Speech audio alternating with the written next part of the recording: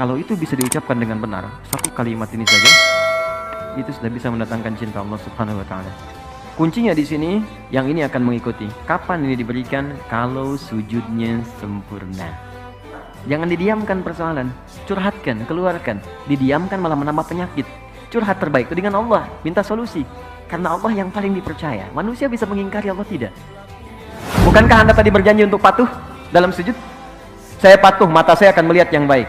Ternyata ketika sudah selesai sholat, mata melihat yang tidak baik. Telinga akan mendengar yang baik. Ternyata telinga salah dengar kan? Salah enggak? Salah kan? Makanya ketika bangkit itu, Anda katakan, Rabbighfirli, Rabbighfirli. Mohon izin, maaf sekali kalau kalimat ini kurang menyenangkan. Ketika Anda katakan Rabbighfirli, segera rasakan kesalahan apa yang pernah dikerjakan dari ujung kepala sampai ujung kaki. Mata pernah salah lihat apa? Telinga salah dengar apa? Sampai ke ujung kaki. Kalau itu bisa diucapkan dengan benar, satu kalimat ini saja, itu sudah bisa mendatangkan cinta Allah Subhanahu wa Ta'ala. Kalau cinta Allah sudah diberikan kepada kita, maka yang 7 akan otomatis mengikuti. Warhamni akan disayang Allah. Wajburni akan dijaga dari orang yang mengganggu. Maaf, kata Al-Quran, orang yang berkarir itu tidak akan selamanya mulus. Kadang di atas, kadang di bawah. Kadang ada gangguan, kadang yang iseng. Maka Allah turunkan sifatnya, namanya Al-Jabbar. Untuk melindungi hambanya yang dijahili oleh orang lain dalam aktivitasnya. Cara meminta perlindungannya, wajburni. Warfa'ni, diangkat derajat. Di apapun profesi Anda, pebisnis yang paling tinggi. Ya, kedudukan yang paling tinggi, yang baik. Kemudian teruskan, ada kalimat warzukni, rizki. Rizki itu jangan diartikan dengan uang semata, tidak. Kesehatan rizki. Ya, Anda sehat, rizki. Pilih mana? Pilih mana teman-teman? Mohon izin, kan kaya tapi sakit atau miskin tapi sehat? Kaya tapi sehat. Nah, berarti kan sehat itu penting kan? Ya, ketenangan itu rezeki. Tenangan rezeki, sama aja. Pilih mana? Kaya tapi gelisah atau miskin tapi tenang? Cepat. Berarti ketenangan itu rezeki. Ya, kekayaan yang menghadirkan kegelisahan berarti tidak menikmati kekayaan itu. Makanya pencuri itu sebetulnya nggak kaya. Karena setiap dia mencuri, hatinya gelisah. Iya, hatinya gelisah. Koruptor itu nggak kaya, karena setiap dia ngambil, itu gelisah jiwanya. Dan ketika gelisah itu, berarti dia masih miskin. Karena dia membutuhkan sesuatu yang nggak dia dapatkan. Ayo, teruskan. Warzukni. Kemudian, wahdini. Berikan hidayah. Hidayah itu segala hal yang baik dalam hidup. Makanya ada doa yang diajarkan Nabi kepada Al-Husain dan Al-Hasan. Al-Hasan yang menerima. Kemudian Ibnu Umar. Allahumma hdini fiman hadait. Wa'afini fiman afait. Wa tawallani fiman tawalait. Ya Allah, berikan aku petunjuk kebaikan dan tempatkan aku di tempat orang-orang baik. Allahumma hdini fiman hadait. Di kalau menikah, ketemu pasangan baik. Maaf, kalau di kantor, ketemu orang baik. Kalau bekerja, ketemu orang baik. Itu yang dimaksud. Allahumma hdini fiman hadait. Kalau Anda persingkat, wahdini, ya Allah, tunjukkan aku pada orang-orang baik. Ya, jadi ini tuh datang sendiri. Jadi kalau orang sudah diampuni dosanya oleh Allah, yang ini datang seketika. Wa'afini, sehatkan aku, jauhkan dari penyakit-penyakit yang merusak, mengganggu untuk ibadah. Wa'afu anni, maafkan aku. Kenapa ini menjadi tambahan? Karena sudah tercakup di sini. Tapi kalau mau dispesifikan, disebutkan gak ada masalah. Jelas ya? Baik, jadi teman-teman sekalian, kuncinya di sini yang ini akan mengikuti. Kapan ini diberikan? Kalau sujudnya sempurna. Kalau sujudnya sempurna. Nah, terakhir, orang yang sudah diampuni oleh Allah, maka cirinya ada 2. Pertama, dia akan merasa tidak suka dengan perbuatan buruk yang pernah menimpa atau terjadi kepadanya sebelum dia bertobat. Jadi kalau sudah disebutkan lagi nggak enak. Biasa mata melihat sesuatu yang nggak bagus, disebutkan ada tayangan nih, saya nggak mau, jangan sebut itu lagi. Atau berbuat sesuatu yang nggak bagus, datang ke tempat yang nggak baik, melakukan sesuatu yang dilarang. Begitu diceritakan nggak enak, jangan sebut itu lagi. Saya sudah berubah sekarang. Yang kedua, ciri yang kedua, selalu tobat disandingkan dengan islah. Taba wa aslaha, taba wa aslaha. Dia memperbaiki diri dengan mengerjakan perbuatan yang lebih bermanfaat. Berbahagialah kalau Anda sekarang sudah mulai pengen ke majlis ta'lim, ikut kajian. Artinya Allah sudah menginginkan kita baik. Jadi kalau Allah ingin kita baik, kitanya nggak berubah baik, lantas apa yang bisa membuat kita berubah jadi baik? Itu poinnya. Nikmati itu, dan tolong jangan samakan level dengan yang lain. Ya, Anda kalau ingin mengukur, ukur dengan diri Anda.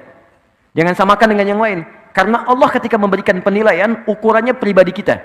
Kita boleh kemudian merasa iri, ghibtah namanya, dengan kesolehan orang. Tapi jangan mengukur kesolehan orang lain untuk menilai diri kita soleh. Tapi kita bisa berlomba untuk mencapai apa yang telah dihasilkan. Anda hijrah, belum hafal Quran. Jangan diukur kalau hijrah itu harus hafal Quran. Ukurannya, saya lebih baik daripada kemarin. Ketika Anda meninggalkan perbuatan buruk itu jadi baik, itulah Anda. Solehnya Anda di situ. Tapi kalau Anda ingin mulai menghafal Quran, jadi plus untuk kita. Itu yang disebut ghibtah dalam hadis.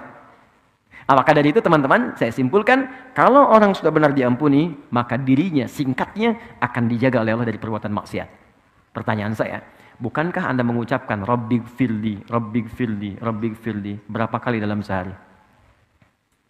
Zuhur 2 kali, Asar 2 kali, Maghrib 2 kali, Isya 2 kali, 8, subuh sekali, 9 kali. Anda sudah memohon minta ampun kepada Allah 9 kali dalam sehari paling minimal. Tapi kenapa masih berbuat salah? Jangan-jangan kalimat ini tidak pernah diucapkan dengan hati kita. Hanya mengalir di lisan saja. Karena itu setiap kali sholat, muncul zuhur, coba kenali apa maksiat yang kerjakan dari subuh sampai zuhur. Sehingga kita bisa sesali. Zuhur ke asar, apa yang salah? Evaluasi, kita sesali. Sampai ke isya.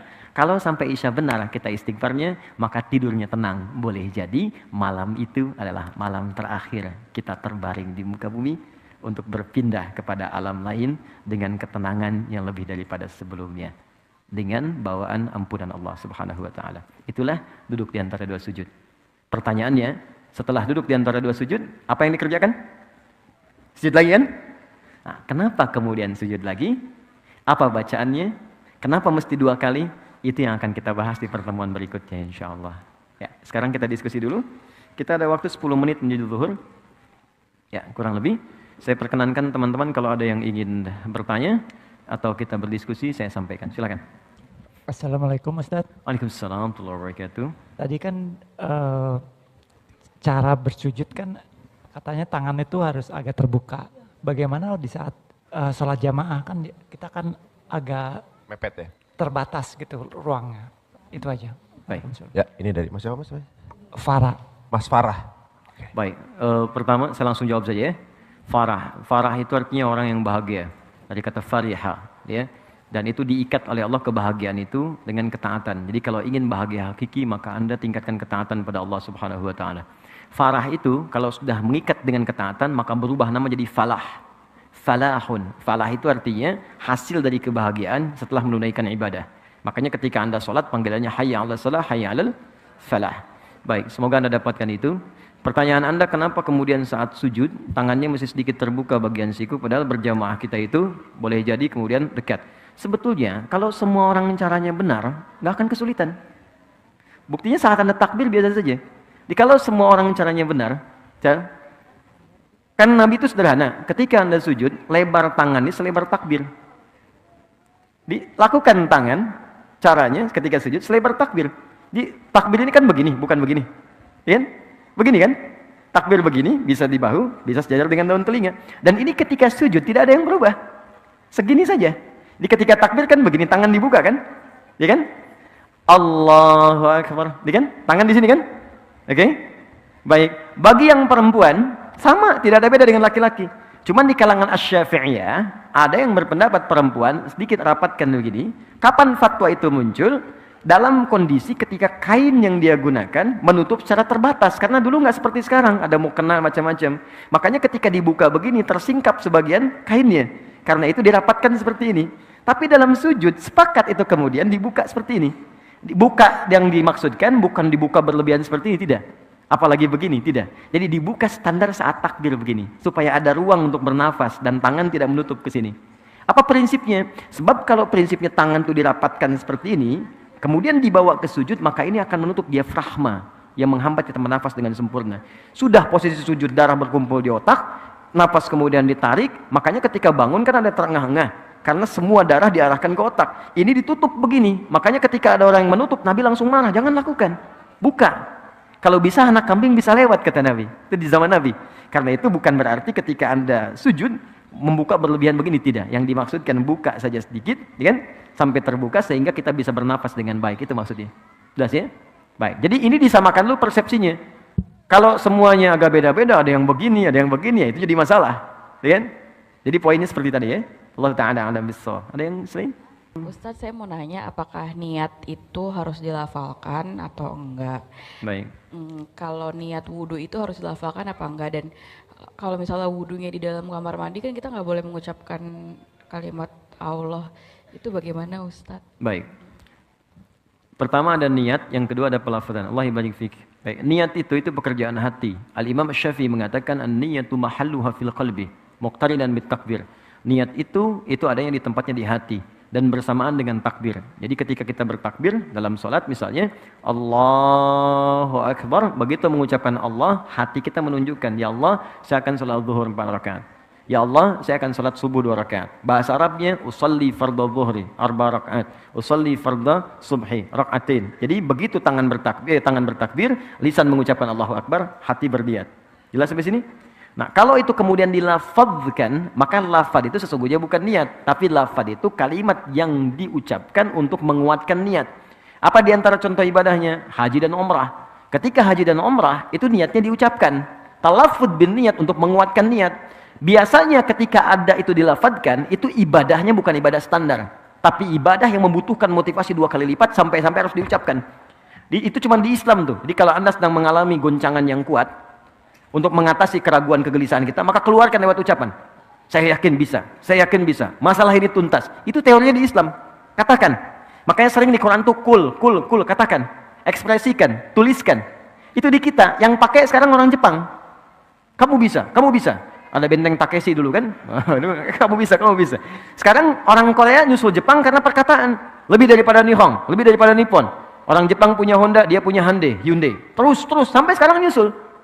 Nah makanya dicontohkan lewat ibadah, itu filosofinya demikian. Jadi ketika kita haji, umrah, labbaik Allahumma hajjah, labbaik Allahumma umratan, dilafadzkan untuk menguatkan motivasi niat kita. Niatnya tetap bersemayam dalam jiwanya, dilafadzkan untuk menguatkannya. Nah kasus lafadz niat itu muncul, itu kasusnya muncul di masa abad-abad para orang-orang saleh setelah peninggal Nabi sallallahu alaihi wasallam, peninggal sahabat, di tabi'in, kemudian ada pembahasan fikih. Ya, itu di mazhab Syafi'i kemudian memberikan pandangan. Apa pembahasan fikihnya? Ada seseorang yang ingin menunaikan salat, jadi dia nggak bisa khusyuk. Baru takbir nggak bisa fokus lagi. Baru takbir nggak bisa lagi. Maka kemudian diajarkan, coba baca ta'awudz. Dia baca ta'awudz nggak fokus juga. Maka diajarkanlah lafadz niyatak, lafadzkan niatmu untuk menguatkan apa yang kau sampaikan dalam jiwamu. Dan niatmu di hatimu, lafadz itu membantu menguatkan niatmu. Di lafadz itu bukan niat. Kalaupun Anda melafadzkan misalnya atau tidak sama sekali, tidak akan menggugurkan niat yang sudah ada dalam hati. Jadi kalau Anda nggak lafadzkan pun atau dilafadzkan, itu bukan syarat sholat. Jadi dalam kasus ketika Anda ragu, ya, Anda khawatir gelisah, lafadzkan untuk menguatkan niat. Tapi kalau nggak ada misalnya sama sekali kegelisahan, nggak harus dilafadzkan, silahkan. Cukup dalam hatinya, usolli dalam hatinya, atau dengan bahasanya, dia bertakbir, langsung mengalir di situ. Jadi ini pembahasan untuk meniatkan, melafadzkan niat, itu cukup di dalam hatinya, kecuali ada kegelisahan atau kekhawatiran, baru dia lafadzkan. Yang kedua, tentang doa. Doa itu dibagi 2. Ada yang dijaharkan, ada yang disirkan. Dijaharkan banyak doanya. Contoh Quran surah ke-40 ayat 60. Wa qala rabbukum ud'uni astajib lakum. Kata Allah, berdoa aku jawab. Bagaimana cara berdoanya? Ungkapkan, katakan. Quran surah 17 ayat 110. Qulidullah, sebut ya Allah. Awid'ur Rahman atau Ar-Rahman. Ayyamma tad'u falahul asmaul husna. Atau Anda punya kebutuhan tertentu, sebut nama Allah yang khusus. Misal, ya Allah lapangkan rezeki saya. Sebut ya Allah ya Razzaq. Mohon lapangkan rezeki saya. Anda pengen dimudahkan ilmu, ya Allah yang alim. Ajarkan anak saya pengetahuan. Nah, silahkan Anda ucapkan, boleh. Tapi ada kondisi tertentu yang doa itu cukup disampaikan di hati saja. Tidak perlu dilafadzkan. Contoh, saat Anda misalnya berwudu di tempat yang khusus. Nggak ada keran terbuka, adanya di toilet. Sedangkan di toilet itu nggak boleh kita melafadzkan kalimat-kalimat thayyibah, maka cukup dalam hati. Dalilnya Quran surah ke-7 ayat 205. Wadhkur rabbaka fi nafsika tadarruan wa khifatan wa dunal jahri minal qaul. Silahkan sebut nama Allah, berdoa dalam hatimu dengan sepenuh kekhusyuan dan jiwa. Minta kepada Allah apa yang kau harapkan. Jadi ketika Anda masuk di toilet, Anda kemudian harus berwudu dan memang nggak ada tempat lain kecuali itu, maka dalam hati Anda katakan Bismillahirrahmanirrahim. Ya kan? Terus Anda bacakan yang baik, setelah itu Anda berdoa dan sebagainya. Dalam hati, sah dilakukan. Ya Allah Ta'ala a'lam bissawab. Saya mau tanya, kalau kita lagi sholat kan suka nggak khusyuk, apalagi kalau jadi... Mungkin antum ya, saya nggak Iya, ikutan. saya Ustaz. Oke. Saya kalau sholat suka nggak khusyuk Ustaz. Oke. Apalagi kalau berjamaah, kadang bacaannya udah selesai duluan sebelum imam selesai. Terus kadang suka mikir yang aneh-aneh. Terus saya pernah dengar caranya itu kalau nggak salah mengucapkan a'udzubillahi minasyaitonirrajim, terus kayak meludah 3 kali ke sebelah kiri Ustaz. Itu Terus istri sholat di kiri. enggak. Maksudnya ngeludahnya bukan yang gitu Ustaz. Nah itu saya pernah dengar, apakah benar atau bagaimana caranya kalau kita lagi nggak khusyuk pas lagi sholat Ustaz? Apakah kalau diulang lagi dari awal? Kan nggak mungkin Ustaz, karena lagi jamaah. Baik. Terima kasih. Lu sholat di mana? Di masjid Pak. Gua nggak bakal ikutan. Baik, jadi fikih sholat dijawab dengan hadis tentang sholat. Muamalah dijawab dengan dalil tentang muamalah. Jangan masalah sholat dijawab pakai dalil zakat. Masalah zakat dijawab pakai dalil sholat. Itu tidak akan nyambung, walaupun kadang-kadang kelihatan serupa. Jika ada kondisi dalam sholat yang membuat kita merasa seakan berubah dari kekhusyuan, maka ada tips langsung disampaikan oleh Allah dalam Al-Quran. Tipsnya di Quran surah kedua Al-Baqarah ayat 45-46. Kata Allah, wasta'inu bis-sabri was-salah wa innaha lakabiratun illa 'alal khashi'in. Jika Anda punya persoalan dalam hidup, maka terima dengan sabar. Karena bukan Anda saja yang punya masalah, kata Allah. Semua orang punya persoalan. Bahkan Nabi pun punya masalah. Anda sakit, Nabi Ayub sakit. Anda dijahili orang, bahkan Nabi Yunus dilemparkan dari perahunya sampai ditelan ikan paus. Anda dilempari orang dengan kata-kata dicela, dihina, Nabi Muhammad dilempar pakai batu. Jadi kalau Nabi aja sabar, Anda yang bukan Nabi kenapa nggak sabar, kata Allah. Maka terima dengan sabar. Lalu minta solusi lewat sholat. Jangan didiamkan persoalan. Curhatkan, keluarkan. Didiamkan malah menambah penyakit. Curhat terbaik itu dengan Allah. Minta solusi. Karena Allah yang paling dipercaya. Manusia bisa mengingkari, Allah tidak. Maka ayo bicara. Kata Allah, bicara padaku. Punya masalah apa? Maka diminta kita untuk menyampaikan apa yang kita ingin keluhkan. Maka kita sholat. Tapi ingat kata Allah, wa innaha lakabiratun. Sungguh sholat itu tidak mudah dikerjakan. Bayangkan ya teman-teman, di situ ada sabar, ada sholat. Sabar saja itu tidak mudah. Tapi ketika sabar disandingkan dengan sholat, itu sabar itu nomor 2. Sholat paling tinggi, dan sholat itu nggak mudah dilakukan kata Allah. Illa 'alal khashi'in, kecuali bagi orang khusyuk. Nah sekarang kita tanya, bagaimana cara khusyuk ya Allah? Supaya sholatnya enak. Ayat 46 ya. 1. Alladzina yadhunnuna annahum mulaqu rabbihim. Orang sholat kalau ingin khusyuk, maka persiapannya dimulai sejak sebelum dia sholat. Di khusyuk itu, ternyata tahap pertamanya bukan saat sholat, tapi sebelum sholat. Apa ciri pertamanya? Pertamanya dia masih ingat, punya kerinduan untuk sholat. Dia ada rasa, ingat tentang sholat. Misalnya sekarang nih, kayaknya udah dekat duhur tuh. Itu Anda sudah membayangkan begitu aja, udah disebut mendapatkan tahap pertama dari khusyuk. Ini berbahagialah kalau dalam keseharian kita masih ingat sholat. Artinya tahap pertamanya kita dapat, tinggal step selanjutnya kita ikuti. Yang paling bahaya itu kalau sudah nggak ingat dan nggak peduli dengan sholat. Jadi kalau masih ada gambaran kita masih ingat untuk sholat, bahkan mengingat apa yang belum kita kerjakan, asar jam berapa nanti ya, maghrib jam berapa ya, itu tandanya kehusuannya meningkat. Step keduanya, kata Allah, dia menyiapkan pertemuan denganku. Yadhunnuna annahum mulaqu rabbihim. Dia menduga dengan kuat, bersiap akan berjumpa denganku. Oke, Mas Harun misalnya, saya ingin tanyakan begini. Saya panggil Harun boleh ya? Oke. Temannya Musa. Jadi Maryam, namanya Maryam, tapi disebut ukhta Harun, saudaranya Harun, ya kan, di dalam Al-Qur'an. Kenapa? Karena Harun itu partner pada kebaikan. Partner pada kebaikan. Musa itu orang baik, maka Harun disebut partner orang baik.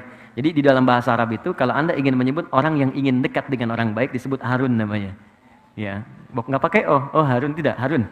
Ya, Harun. Jadi kalau ada orang Arab bilang gini, "Hey Harun," misalnya kan, atau ya ukhta Harun, itu artinya, kamu tuh kayaknya baik deh gitu. Kamu orang baik. Maka ketika saya panggil Mas Harun ya, maksud saya mudah-mudahan Anda jadi orang baik gitu kan. Nggak cukup dengan amin, cari dulu orang baik. Oke, jadi gini. Saya ingin kembalikan. Anda misalnya ingin menghadap kepada pimpinan. Oke. Diundang oleh Pak Gubernur, Pak Anies ngundang Anda misalnya ke balai kota. Pakai pakaian begini atau ganti? Gini aja, karena Anda melihat itu baik. Kalau Anda merubahnya dengan kaos, itu mustahil. Anda akan cari yang paling baik, yang bisa Anda katakan ini layak untuk dipakai. Anda menghadap orang saja, Anda diundang dalam resepsi, Anda cari yang paling bagus. Sekarang Allah mengundang Anda 5 kali dalam sehari. Dan memberikan bahkan apa yang tidak Anda mintakan. Saya mohon maaf ya, mohon maaf. Orang yang mengundang Anda, belum tentu menyelesaikan masalah Anda. Ini Allah sebelum mengundang kita, udah menanya, meminta pada kita, kamu punya masalah apa? Ayo mintakan padaku. Engkau butuh, aku berikan. Kau sakit, aku sembuhkan. Kau ingin rezeki, aku penuhi. Anda bayangkan, dan tidak ada yang mengundang itu 5 kali dalam sehari. Allah undang kita. Makanya Allah balik nanya, kamu diundang manusia, penampilan kamu begitu bagus, kenapa diundang saya pakaian begini?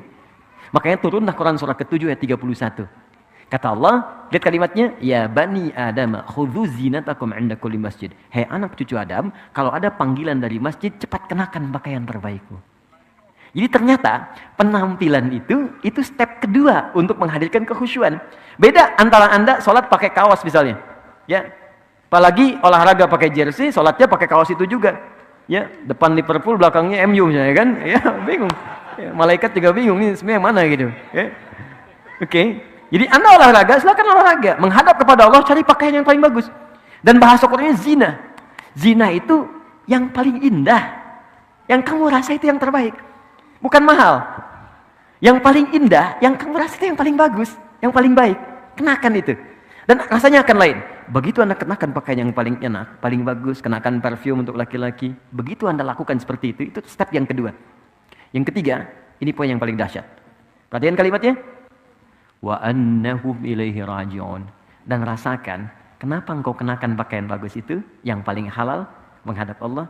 Karena mungkin itu sholat terakhir kamu yang kamu lakukan ketika kamu akan berpulang kepada Allah. Jadi kalau Anda ingin khusyuk sebelum sholat, rasakan mungkin itu sholat terakhir sebelum kita pulang kepada Allah. Karena itu imam mengatakan shollu sholatan muwadda. Artinya, sholatlah teman-teman seperti halnya ini sholat terakhir yang kita kerjakan dalam hidup. Baik, saya mau tanya siapa yang tidak akan wafat, boleh angkat tangan? Oke, jadi semua wafat. Siapa yang tahu kapan wafatnya? Tidak ada yang tahu. Mungkin hari ini terjadi? Mungkin. Kenapa ringan sekali lisannya mengatakan itu? Yang paling indah, ketika kita sujud, disitulah maut menjemput. Itu yang paling indah. Maka kata Allah, kita nggak tahu kapan kita wafat, maka bayangkan saat sholat, mungkin itu sholat terakhir yang kita lakukan sebelum kita wafat. Dan biasanya, maaf ya, orang-orang soleh itu sebelum meninggal, itu suka dikasih petunjuk oleh Allah. Kullu nafsin dha'iqatul maut. Setiap orang wafat akan merasakan maut. Tapi tidak setiap yang merasakan maut punya persiapan untuk menghadapi maut. Saya bagi yang terakhir kisahnya. Saya kedatangan tamunya, namanya Pak Maliki. Beliau punya istri sangat soleha, Masya Allah. Dan saya sangat menyayangi keluarga ini. Tinggal di daerah, sekarang jadi petani. Tadinya guru, Bu. Punya anak di kampus. Anaknya memutuskan untuk berhenti kuliah. Untuk berbakti pada ibunya. Ibunya kena diabetes. Dan sudah berpengaruh pada organ. Jadi mata udah nggak bisa melihat jelas. Telinga sudah tidak bisa mendengar dengan baik. Dan gigi sudah mulai copot ya. Satu. Anaknya merasa kalau saya kuliah, ini biayanya akan ketarik ke kuliah. Maka anaknya memutuskan berhenti untuk berkhidmat kepada ibunya dan agar fokus biaya untuk pengobatan ibunya. Dan hanya berpikir, ini ibu sudah melahirkan saya, mengandung saya, maka ini saatnya saya berbakti kepada orang tua. Ini keluarga sangat soleh. Tapi Ibu Maliki ini kisah nyata, dan saya pernah bertemu keluarga ini, dan baru beberapa pekan lalu, suami ini datang ke Bekasi dan menginap ikut kajian. Dan Masya Allah, ibu ini tidak pernah mendengar kajian sampai ke telinga beliau, kecuali pasti ingin minta diantar oleh suaminya datang. Ini ahli majelis taklim. Walaupun dalam keadaan sulit akan minta digendong. Pak tolong antarkan, Pak tolong antarkan. Antar pakai motor dan sebagainya. Tapi apa yang terjadi? Senin saya ditelepon, saya masih ingat dulu saya pulang dari Tripoli, ditelepon sore-sore. Tiba-tiba sembuh. Sembuh teman-teman. Masya Allah. Dan dalam sembuhnya beliau datang ke kamarnya. Ini kisah nyata. Dia beliau dibuka lemarinya. Terus cari pakaian paling bagus. Dipakai oleh beliau dandan gitu. Udah gitu masuk ke ruangan tengah dipanggil anak-anaknya dengan suaminya. Pas ini, nah sini datang gitu kan. Masih kaget gak bisa tanya, kok bisa seketika gitu, sehat, sembuh, datang. Terus minta bikinkan susu katanya. Dibuatkan susu. Dibikinkan duduk semua, tengah, duduk. Kemudian minta pada anaknya untuk dibacakan Al-Quran. Nak coba baca Quran deh. Anaknya baca. Allahu Akbar, saat baca, semua masih heran, masih menikmati bacaan. Tiba-tiba, tangan yang menggenggam anak dan suami itu menjadi kaku. Ternyata saat dibacakan Quran itu, beliau sudah pulang menghadap kepada Allah Subhanahu wa Ta'ala. Wafat dengan dibuatkan minuman air susu oleh anak yang pernah disusuinya. Dan wafat diantarkan dengan bacaan Al-Quran pada anak yang pernah dididiknya. Dan wafat dalam keadaan mengenakan pakaian terbaiknya yang paling halal yang ia miliki untuk menghadap Allah Subhanahu wa Ta'ala. Karena itu Allah katakan, kamu kenakan pakaian paling bagus ketika berjumpa denganku. Karena itu mungkin saat terakhir engkau hidup di dunia menjadi hamba dariku. Maka dari itu saya ingin katakan, kalau ingin khusyuk, ingat-ingatlah satu saat kita pulang. Yang terakhir kata Al-Quran, berusaha memahami apa yang kita bacakan dalam sholat. Supaya pikiran kita tidak liar. Itu ada di Quran surah ke-29 ayat ke-45. Utlu ma uhya ilaika minal kitab wa aqimis sholat. Sebelum sholat, kata Allah, bacakan dulu. Bacaan-bacaan sholat, pelajari sampai paham. Setelah paham, kerjakan. Mulut berbicara Allahu Akbar, pikiran menerjemahkan Allah Maha Besar, hati meresapi Allah, aku berikrar engkau yang Maha Besar. Kenapa aku merasa sombong pada orang lain? Aku merasa tinggi dibanding orang lain. Aku merasa hebat dibanding yang lain. Maka Anda rendahkan diri Anda di situ. Kalau pikiran kita otomatis menerjemahkan, maka dia tidak akan liar. Tidak akan terjadi lisan Allahu Akbar, pikiran mencari kunci. Pikiran membalas WA dan sebagainya. Mustahil. Karena semua terfokus untuk menghadirkan keagungan Allah Subhanahu wa Ta'ala.